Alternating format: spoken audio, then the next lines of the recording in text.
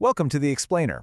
Today we're going to uncover a fascinating and, honestly, a largely unseen link between the games we played as kids and the wealth we build as adults. I want you to just picture a room full of children for a second.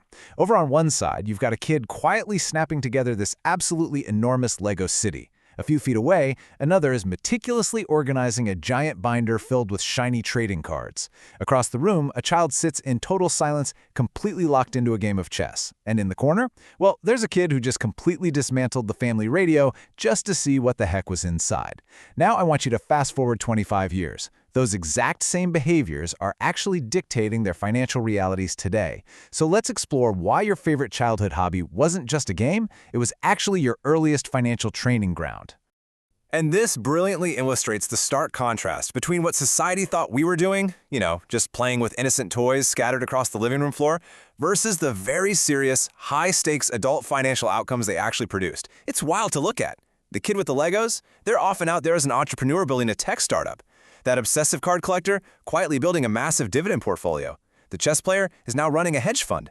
And the radio breaker, they're the ones leading disruptive technological innovation. So you have to ask yourself, is this really just a coincidence? Which brings us to this pretty profound question. Was your financial destiny actually pre-programmed before you even understood what money was? I'm talking way before algebra class, before your very first paycheck, before you even knew how to open a bank account. Most of us just naturally assume that financial success begins with formal education, or reading the right business book, or landing that first big job. But psychologists who study childhood development are pointing to a completely different starting line. They suggest that your financial blueprint was already being drafted right there in your childhood bedroom. Okay, let's dive right into this, because we need to completely redefine a word here: play. We usually think of play as just entertainment, right? Just a fun way for kids to pass the time.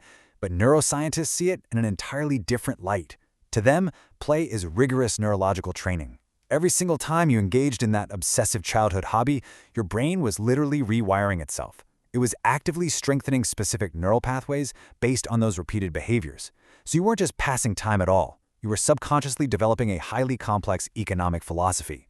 Long before you even knew what the word economics meant, you were practicing how to solve problems, recognize patterns, and interact with the resources around you.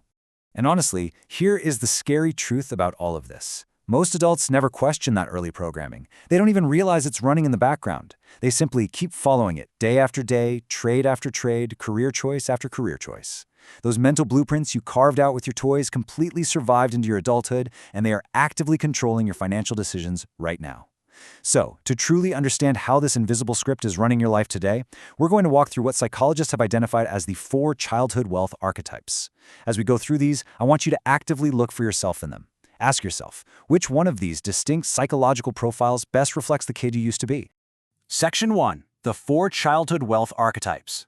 We'll kick things off with the first archetype, which is beautifully defined by this simple but incredibly powerful question: what can I create? These were the kids who were just obsessed with Legos, with Minecraft, putting together model airplanes, and constructing massive imaginary cities in their bedrooms. While other kids looked at a box of toys and just saw, well, a box of toys, this child visualized a sprawling metropolis. They looked at raw materials and saw pure potential. Notice how seamlessly this mindset builds right into adulthood. The childhood trait of building with blocks translates directly into adult systems thinking. It's all about how pieces fit together. And constructing those imaginary cities, that was literal practice for creating long-term value. We call this archetype the builder. Builders instinctively know that you don't create something valuable overnight. You have to build it piece by piece. In the adult business world, that means building companies, layering software products, acquiring customers, and assembling teams. Their fundamental financial behavior is deeply rooted in creation rather than just consumption. Next up, we have our second archetype.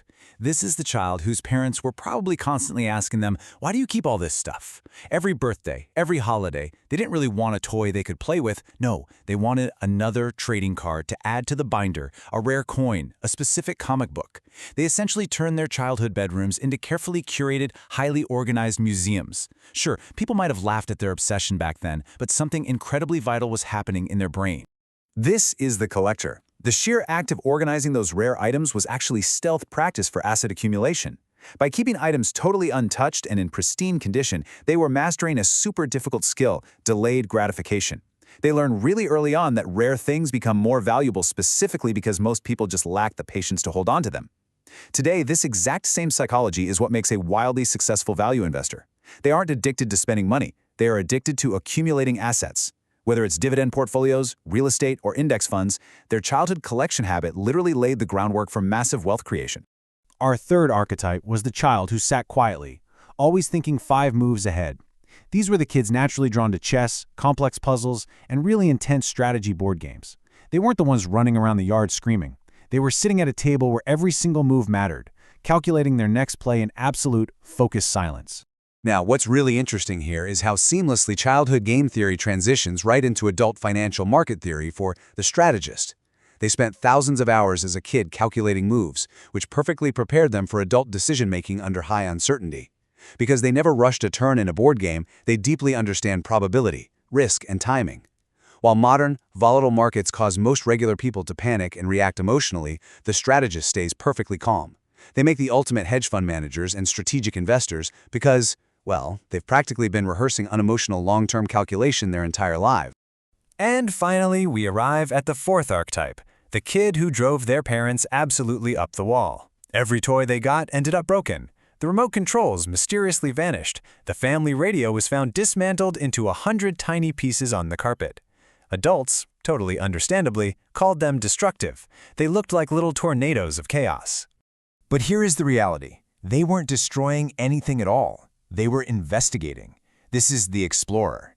Dismantling that radio was simply their way of investigating mechanics.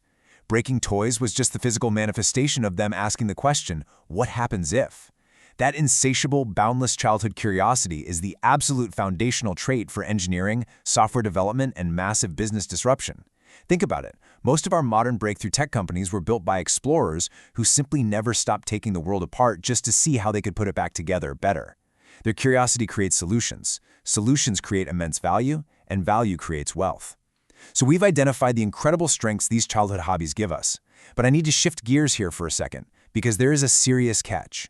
We are entering the danger zone. What actually happens when these deeply ingrained childhood patterns are never evolved or challenged as we grow up? Section 2. The hidden psychological trap. Listen, every single one of these archetypes carries a hidden, really dangerous weakness that can completely sabotage your financial success if you leave it unchecked. Take the builder. They're obsessed with systems, but they easily fall into the trap of perfectionism. They literally never launch their product because it just isn't done. The collector's love for accumulation, that can super quickly devolve into financial or literal hoarding. The strategist's brilliant calculation frequently turns into this paralyzing overthinking where they never pull the trigger. And the explorer's boundless curiosity, it often leads right into endless distraction, where they're chasing 100 different ideas without ever actually finishing a single one. Real financial adulthood requires a serious balancing act. Success doesn't come from just piling all your weight on your default childhood strength. It comes from recognizing and actively managing your blind spots. For instance, the builder has to stop tinkering in the garage and learn how to actually market their creation to the world. The collector has to let go of their precious assets occasionally and learn to take calculated risks to truly grow their wealth. The strategist has to stop analyzing the board all day and finally make a move. And the explorer, they absolutely must learn the harsh art of discipline if they want to bring even just one of their brilliant ideas to life. Which naturally brings us to the ultimate question you are very likely asking yourself right now. If my childhood shaped me this deeply, if my neural pathways were practically locked in 20 years ago, am I just trapped forever by this blueprint? The reassuring answer from modern neuroscience is absolutely not. No way. Thanks to neuroplasticity, awareness changes everything. Every new habit you practice literally draws new neural pathways right there in your brain. Once you recognize whether you are naturally a builder, a collector, a strategist, or an explorer, you immediately stop being a subconscious victim of that default personality. You can finally step back, look at the blueprint, and intentionally begin to redesign it. Think back to that one hobby you just couldn't stop obsessing over when nobody was telling you what to do. It wasn't random, I promise you. It was your brain revealing exactly how it naturally prefers to solve problems. And making money is, at its core, just another problem to solve. The goal of this explainer isn't to make you someone else. It's to help you visualize and upgrade the unique blueprint you already possess. Your childhood may have written the first chapter of your financial life, but you are still holding the pen. So, take a hard look at your bank account today. Is it being managed by the adult you are right now or the 7-year-old you used to be? Upgrade your blueprint and you unlock your future. If this explainer shifted your perspective, make sure to subscribe for more insights into the hidden psychology driving your world.